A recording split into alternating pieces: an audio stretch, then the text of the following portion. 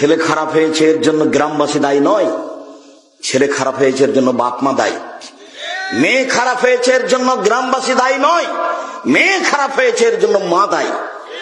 রাসূল সাল্লাল্লাহু আলাইহি সাল্লাম বলছেন, কুল্লু মাউলুদিন ইউলাদু আলাল ফিতরা ফাহুয়া ইউহাব্বাদু হিউম্যানাইজেশনিহি ওয়া ইউনাসরানিহি।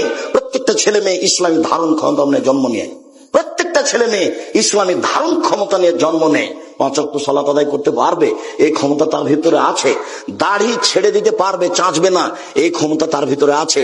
টাকনুর নিচে প্যান্ট পরবে না, উপরেই পরবে, এই ক্ষমতা তার ভিতরে আছে। তো টাকনো নিচে প্যান্ট পরলো কেন? দাড়ি চাঁচলো কেন? দোকানে বসে আড্ডা পিটলো কেন?